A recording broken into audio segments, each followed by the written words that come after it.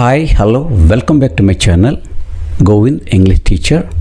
Today we're going to learn an important topic, how to acquire a language. Actually, language can't be learnt, language should be acquired in a natural process. Why we are not able to speak fluently, effectively, efficiently like a natural speaker? Because we learnt in a wrong method. So, and if you want to be a natural speaker like native speaker, and you should try to learn in a natural way, so then only one can be great speaker, an effective and efficient speaker. So for this thing, and a great speaker is here with us. He is a motivational speaker, he is a retired teacher. He is none other than JVL Narasimhan sir, who got 5 times national level awards in his profession. Now he is going to share his experience on how to acquire language speaking skill in a natural way. Yes, thank you sir. Please welcome back to my channel. Good morning. Govind garu, let us discuss what language is today. A language is innate. That means language is a biologically triggered of mechanism. All human beings are capable of speaking not just one language. They are capable of speaking many languages. For example, Dr. B.R. Ambedkar spoke nearly 14 languages.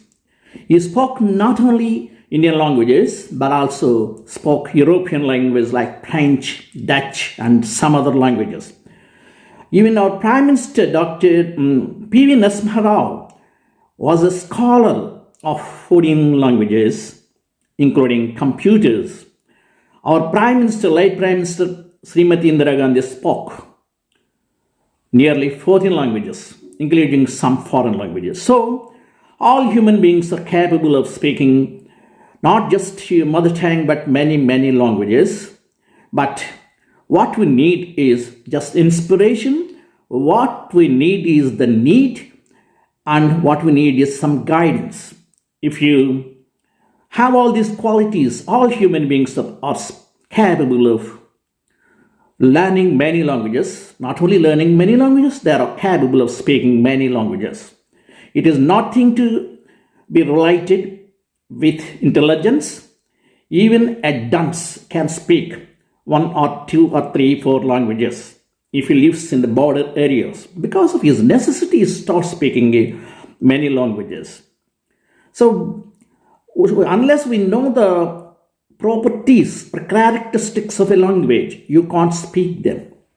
So, first of all, you should know that language is in it. That's over.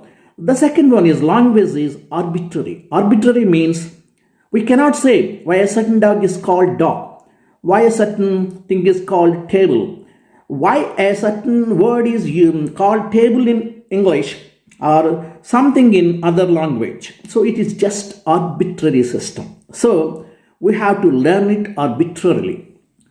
The third characteristic of a language is creative. That means there are only 26 letters in English. There are only 44 sounds in English. With these minimum things, we are able to write stories, we are able to write poems, we are able to write dramas, we are able to write conversations, we are able to write many things. That is the creativity of language. That is why a theme is given. One poet writes in his own way, other poet writes in his other way. So there is no limit for creation. That's the beauty of language.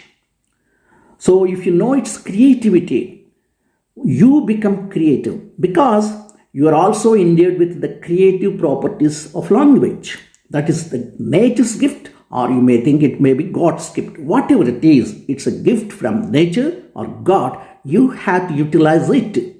Once you start utilizing it, you will become a wonderful speaker. You want to become a wonderful writer. So try to use your creativity to enhance your speaking, reading, writing abilities of the language. The fourth one is language is symbolic. Yeah, language exists only in symbols, whether it is written form or spoken form. In the written form, we use words.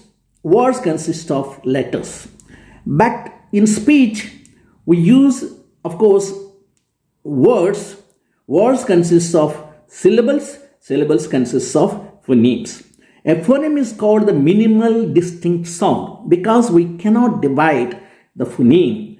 For example, if a story is there, we can divide it into paragraphs. A paragraph can be divided into sentences. Sentences can be divided into words.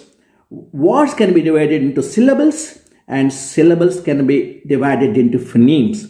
Later, we can't divide. That's why it is called minimal distinct sound. So phonemic consciousness is very, very important for any speaker, whether it is mother tongue or whether it is other tongue like English. As far as the second language English is concerned, we should have the phonemic consciousness. If a child starts getting the phonemic consciousness, he starts learning the language very easily. So phonemic consciousness must be there. A teacher or somebody should make his learner to have that phonemic consciousness. The last one is language is species specific. That means only human beings are capable of speaking language. Of course, some birds may use some words that is just imitation but not creation. If you start teaching a bird like parrot, it will just imitate your words, but it cannot create any other new words. Only human beings have the ability to create words, but they don't